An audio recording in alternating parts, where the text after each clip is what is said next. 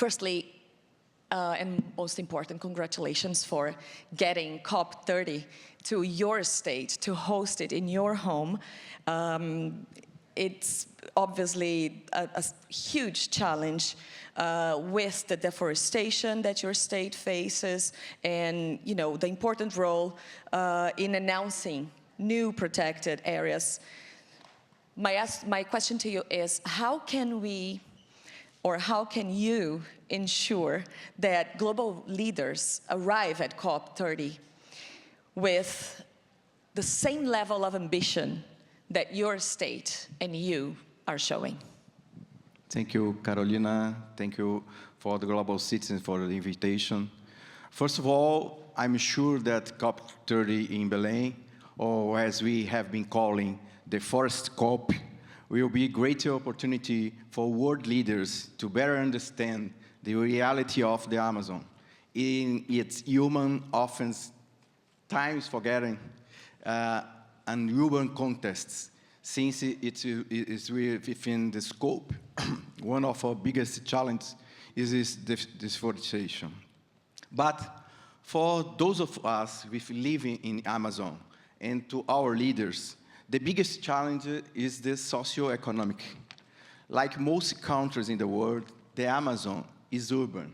Almost 70% of the region's populations lives in the cities and 30% in the rural areas. Furthermore, our territory is massive. If the legal Amazon, which is made up of 9 Brazilian states, were a country, it would be the 60th in territory extension in the world.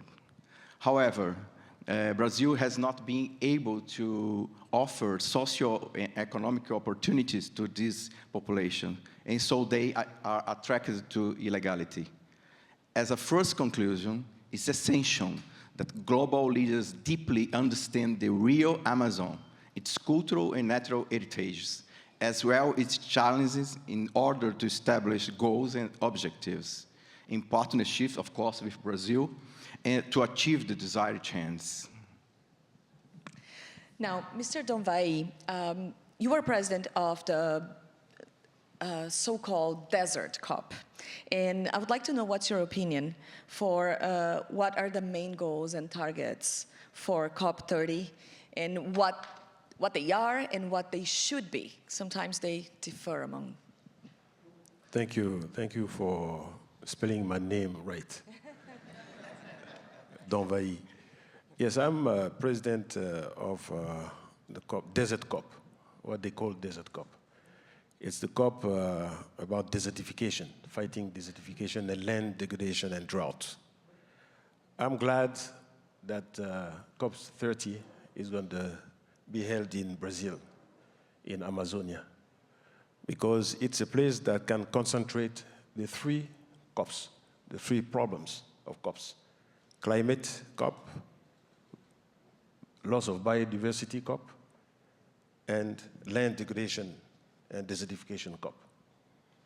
You see, so it's time that the 3 COPs that have been divided for 30 years come together. Even if problems are, I don't want to see the other COPs disappear,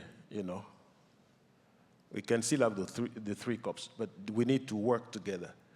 Last year, the 3 presidents of the COPs, biodiversity, climate, and myself, desertification, we signed a joint statement saying that we cannot continue to work separately. We have to work together. Because when you talk about climate change, you need to know what are the causes of climate change. It starts with land degradation.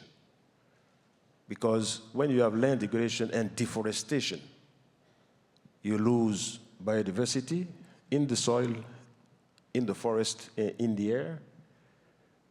And afterwards, because you don't have forests, you don't have rain anymore. So you change the course of the cycle of water. You have water scarcity, and then you have climate change. But climate change increases drought and water scarcity. So it's intertwined. We all have to work together. The planet is one world, not two. If you solve the problem in Amazonia, you solve the problem of Europe. If you solve problems of the desert in Africa, you solve the problem of climate change in Europe. So we have to understand that we all have to work together, but not only the states, the presidents, the ministers, the politicians, or the politics. It's the communities, it's the private sector, it's the youth, it's the people themselves. We need to change our attitude towards all those three problems: climate, desertification, and land degradation and biodiversity. We need to change our ways to live. That's what I want to say. Thank you.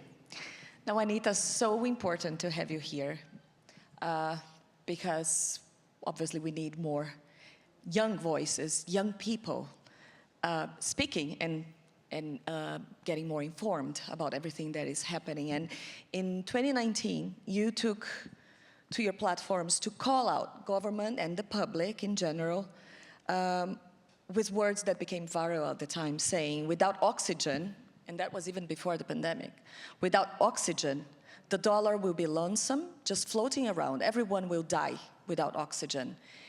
So what I want to hear from you is, what would you like the world leaders and your fans and young people and everybody to understand that is happening at this moment? I think everyone understood. They just don't want to look at it, because looking at it means giving up of so many things that feed our ego, that people are not ready spiritually to open up and to give up, you know? Like, we do understand that if we don't have nature, we're all gonna die, and it doesn't matter how rich we are. There's nowhere to go. But do we wanna be the ones not making as much money as our neighbor? Do we wanna be the ones that are not as well dressed as the people that we're looking on social media? Are we willing to, as a government, to actually do something that matters and makes a difference, even if that means not being re-elected? Do we want to do that? Or are we just too scared of not being re-elected? So, yeah, I'm not going to do this because I know I'm going to protect the indigenous, but the indigenous are like 5,000 people, 5,000 votes against 2 million votes that I can just spend a lot of money building a new playground, whatever. I don't think I'm going to support the indigenous. I'm going to support the 2 million votes. So I don't think people need to understand.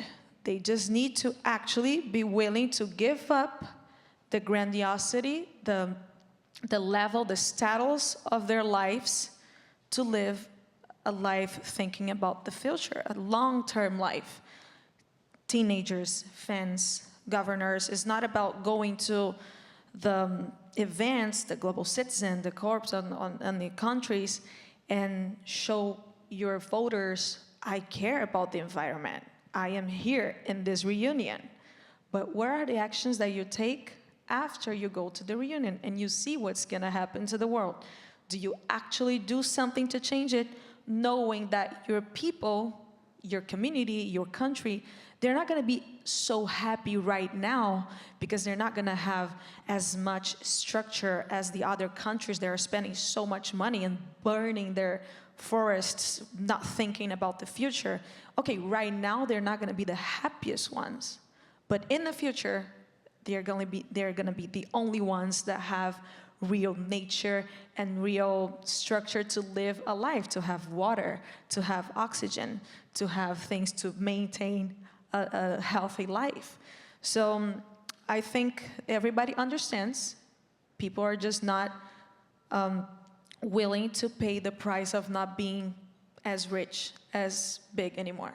I have a follow-up question for you, because I know that your religion, Candomblé, is important to keep you connected with nature, and that's one of the reasons why you became an activist for climate, for the forest. So my question is, how can culture and practices that are not related to science, that are not related to politics, inspire more efforts, in local communities for the forest and for climate and for nature. For those who are not familiar with the religion, here in America they would call Yoruba. My dad's family have brought this religion from, it's an ancestral type of religion, right? So our beliefs are in entities that each entity, I would say like that in English, but I don't know the best words to define it, but they represent a different side of nature. It could be the forest, it could be the waterfalls, it can be all the elements that we know, the rain, the weather, the wind. So that's why we have this, we are so aware of the importance of nature in our life. And one thing that Puya was saying here before when she stood up was that you guys probably are not gonna see the best structure when you go to the next reunion, which you're gonna see the reality of the Amazon, a very poor place that had everything to be the richest place in the world, but it's not. It's one of the poorest places because people just go there, steal everything, kill the indigenous. There's no guilty. No one is guilty. No one ever finds out. There are people in Brazil that actually get paid to kill somebody that goes there to protect, to try to help. No one figures out. If you ask the neighbors, they know, but they will not tell you because they're gonna get killed too. So when you get there, you're gonna see all of this. Nothing's gonna happen to you guys because when you get there, the government will be doing their actual job, which is to protect people, and when they want, they can do it. So when you get there, you're all gonna be super fine, but you will see that it's hard. They struggle, and they shouldn't be struggling. But you're also gonna see, and that's also what she was saying, a lot of like strength. They are strong people. You're gonna feel the spirituality. The indigenous people are ancestrals. They follow the ancestrals' religion, the ancestrals' rituals. So when you're there, you're gonna feel something that I felt the first time I went, when I wanted to shoot a music video to try to make my fans and my audience look at the Amazon at the time, because there were some political situations going on. And I felt the energy was just crazy. It felt like inside of the Amazon, for example, it felt like each tree was a very, very, very old soul, a very old person just looking at me. It was so strong. So you guys are gonna feel this from the people. They are loving people. They wanna greet everybody very well. They are gonna make each one of the people that are there feel very welcome, for sure. But you will see the structure and it'll be like, wow, this is so sad. This is really sad because we had everything to be the best, and it's not. So I just think the spirituality, the religion, the respect to the people that are here centuries before us, that makes us understand the importance, how small we are, how idiotic are the things that we fight for, that we wake up every day to work for, the money, the clothes, the bigger houses, the bigger cars, and we will be like, we don't need any of this. This is the real thing. So I think when you have your spirituality on point, you understand what's our matter in this planet, which the indigenous people follow. When we die, life keeps going. It's not that you die, it's over. The money you made, that was it.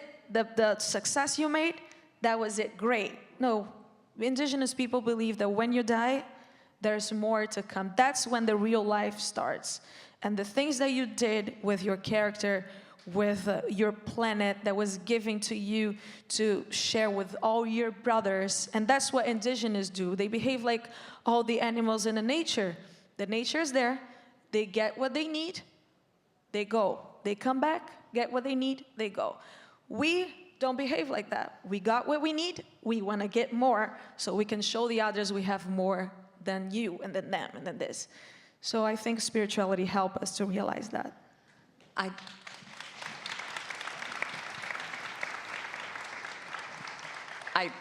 had another question for Secretary Mauro, but now I want to use whatever you got from the message that Anita just gave us to ask you, how do you think, or what do you expect people from Brazil and from the world to, how can people put pressure on you and on other leadership that will be at COP30 in your hometown to get things done? So, vote better in your candidates. The voting candidates that is linked with the agenda of environmental agenda. Next, to participate in your society, your community, and schools, be informed and education about what the agenda, economic and environment is represent to us in the present and the future. And then improve initiatives and campaigns like Global Cities are doing now. We have to have many initiatives like Global Cities. We have much Global Cities initiatives in the world, but working together with all the governments and the society and the indigenous peoples and the extractivists and quilombolas and the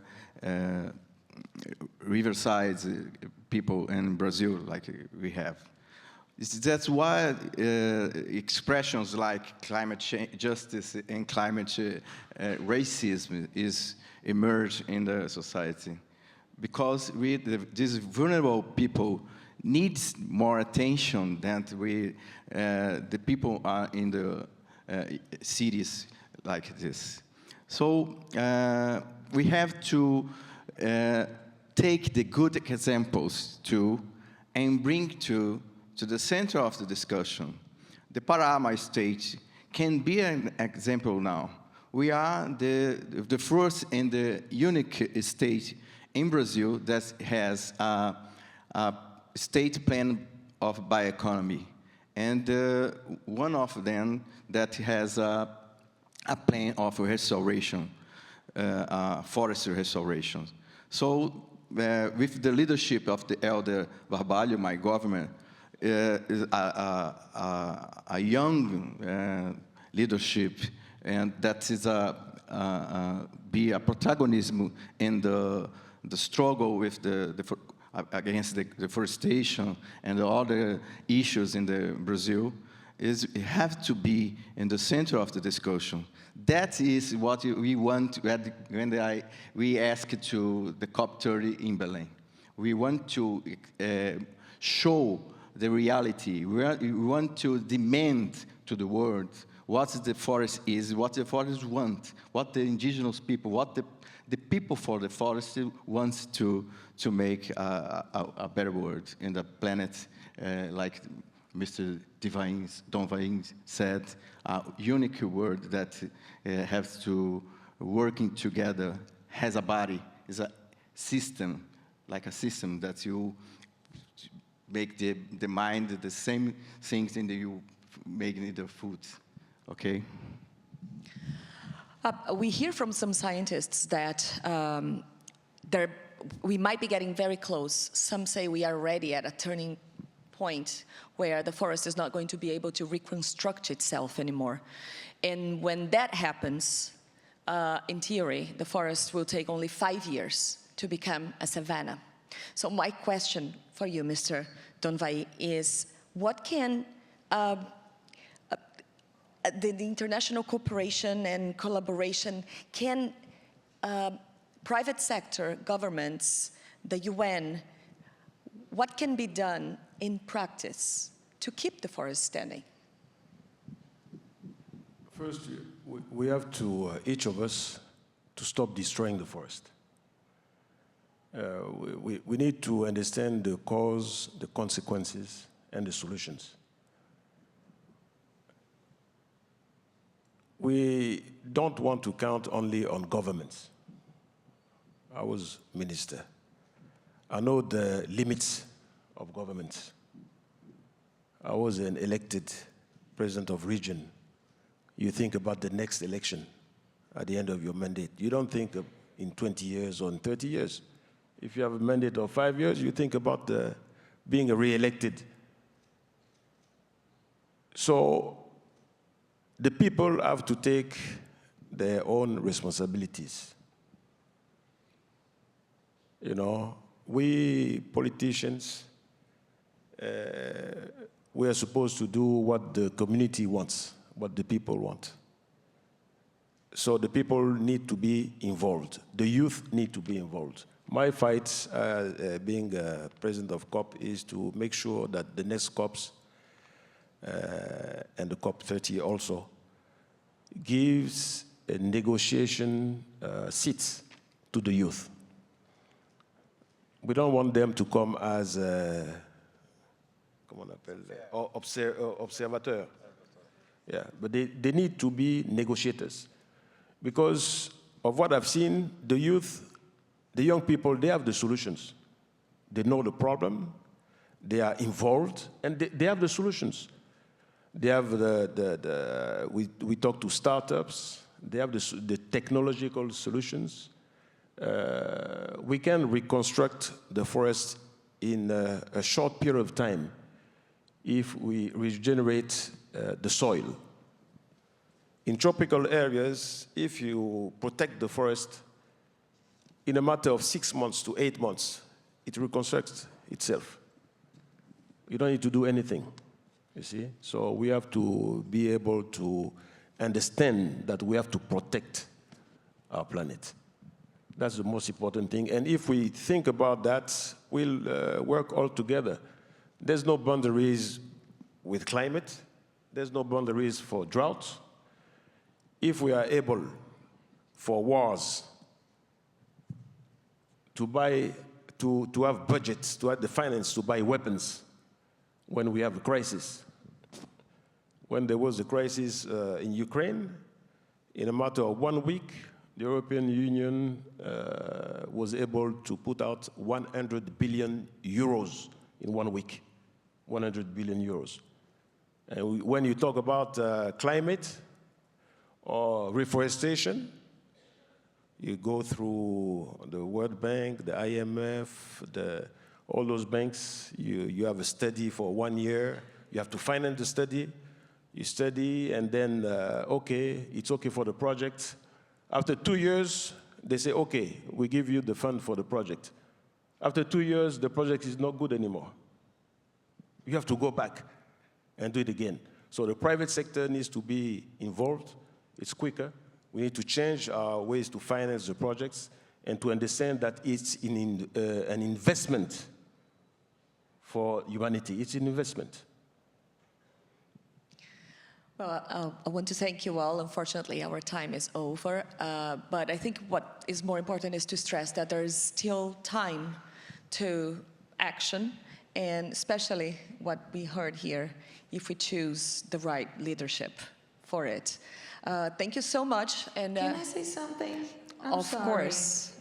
Do we have I know we're running out of time, but who wants to go? I'm sure we do. Go. I just think it's like we gotta think about if every year we just get together and then we talk about it, we see the issues where, wow, we're all fucked. What are we gonna do? Bye. And we come back to our lives. I don't think that's what I'm saying. It just looks like we all got together just to show that we care and not actually doing something to show that we care. I think where it's easier to get funds for things that people care right now because it's a trending topic. So everyone wants to be around the trending topic, right? So people are talking a lot about something. Everyone wants to be on this conversation. So how to make the Amazon goals trending, how to make the environment goals trending, even knowing that a lot of powerful and rich people are gonna stop making their very rich money. So I think it's a conversation to come back to our houses and think, do we really want to see the environment doing well, to see the planet doing well, even if that means The rich people are not going to be as rich. The billionaires are going to be as much billionaires. Do I want to not be a billionaire anymore and support the Amazon? Then I need to stop killing so many hectares of wood and forest and everything. Do I really want this? Okay, so if I'm part of the government and I really want this, I'm just gonna do a lot right now. There's no killing animals, no leather, no fabric of, nothing that would kill the animals or the nature and everything. Nothing is allowed. Let's everyone agree with that. And then just make it trending. Okay, you wanna use TikTok, you wanna use Instagram, you wanna use all those social medias. So every time, instead of seeing an advertisement about a new outfit, about a new brand deal on the clothing, wearing whatever, which is also nice. I love wearing amazing outfits. It's super cool. But we're not gonna only see that. We're gonna see deforestation. We're gonna see people dying if we don't have oxygen. We're gonna see animals dying. We're gonna see what happens when we behave like that. So we make this go trending, and that's what the audience and the public and the world is gonna care about. We care about what we see in our screen phones, but the sponsors are only gonna pay for things if they have the money back. Are we actually willing to put things for our teenagers, influencers? They don't get out of this TikTok thing nowadays. Okay, do we really want everybody to be on this subject? So let's make sure all the platforms are obligated to show this type of content to everybody, to young, to old, rich, poor, so everybody is also concerned. That's how you get all of a public, a country, a state to worry about a subject. When they open their screens, this thing that looks like it's part of our organs, that we don't leave this anymore, we open and we're like, oh, we're gonna die in 10 years. Oh, we're gonna die in 5 years. There's no way if you see this every day in your phone, you're not gonna get worried about. So I just think it's a matter of using the platforms. To tell us how long nobody's gonna download the app. To be honest, the information needs to be obligated to the things that we already use to see the bullshit we see every day. In the middle of the bullshit, we need to see something important. I also love the bullshit. I love the bullshit, guys. I sing about shaking my ass. I sing about sex. I sing about alcohol. I love all of that. But in the middle of this, we need to also see what matters. So we hear, oh, ass, bikinis, ladies in bikinis. Oh, people are gonna die.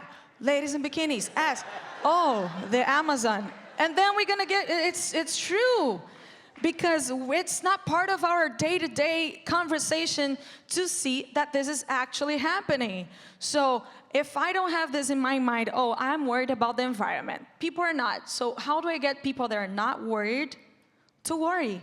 So you obligate these platforms and the rich people to actually tell them, even if that means they're not gonna be as rich anymore. And that's what it is, you know? That's all I wanted to say.